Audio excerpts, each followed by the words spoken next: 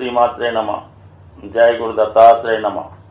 ఈ వీడియోలో మనం వృశ్చిక రాశి వారికి నవంబర్ 15 నుంచి 23 మధ్యలో జరగబోయే వార ఫలాలు తెలుసుకుందాం.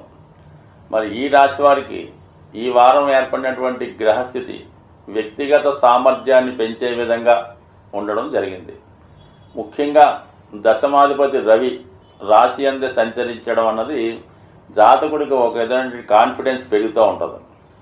గొప్ప ప్రభుత్వ అధికారులకి, రాజకీయ రంగంలో ఉన్న వాళ్ళకి గొప్పగా వాళ్ళ యొక్క నియమనం పెరుగుతుంది. వాళ్ళు నిర్ణయాలు చాలా సమర్థవంతంగా తీసుకొని పరిపాలించే అవకాశం ఉంటుంది.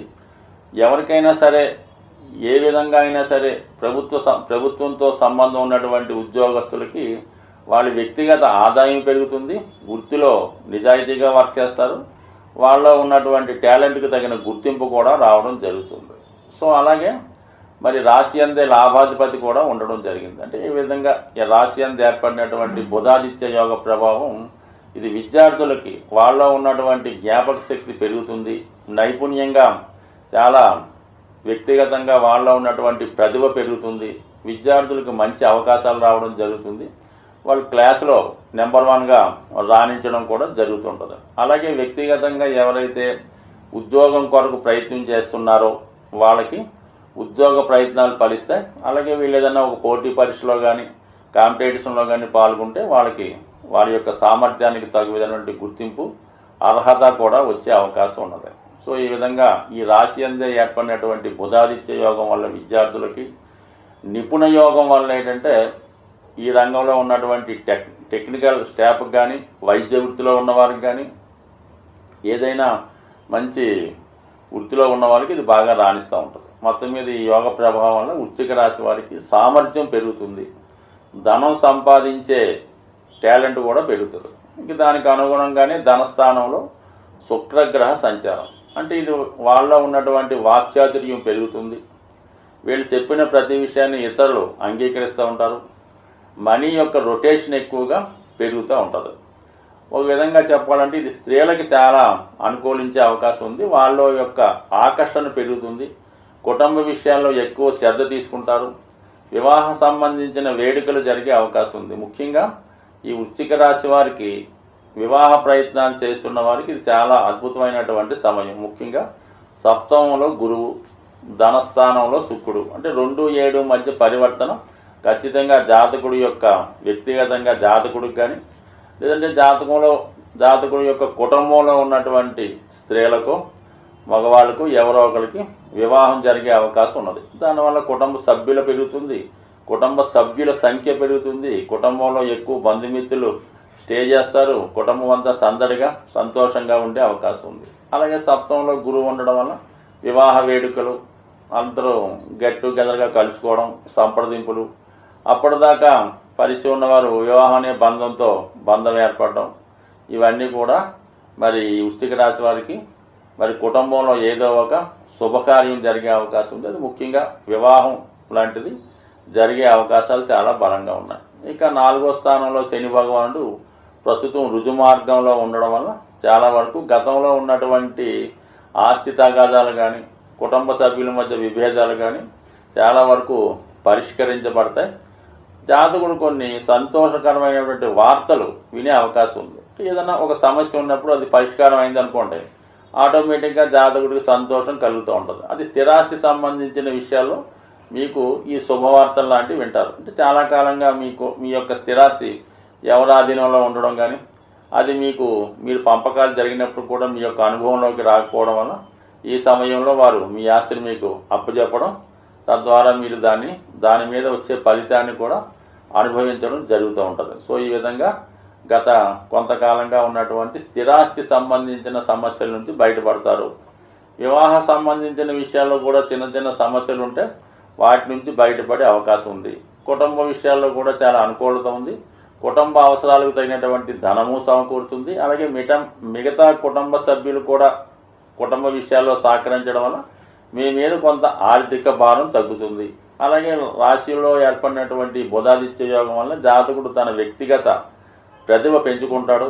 సమర్థవంతంగా ఉండడం వల్ల జాతకుడిని చూసి ఇతరులు కూడా క్రమశిక్షణతో ఉండాలనే ఆలోచనతో అటు కుటుంబ సభ్యులు కానీ మీ వ్యక్తిగత సిబ్బంది కానీ తగు విధంగా నడుచుకోవడం వల్ల మీ వ్యాపార వ్యవహారాలు సొంత విషయాల్లో కూడా ఖచ్చితమైన అభివృద్ధి కనబడుతుంది. అలాగే లాభంలో ఉన్నటువంటి కేతు ప్రభావం వల్ల మంచివారి యొక్క సలహాలు మీకు లభించడం వల్ల అటు పుణ్య కార్యక్రమాలు అటు వ్యాపార కార్యక్రమాలు సజావుగా సాగే అవకాశం ఉంది. సాధారణంగా గ్రహాల యొక్క స్థితిని అనుసరించి కొన్ని ప్రయత్నాలు అనుకూలించే అవకాశం ఉంటుంది.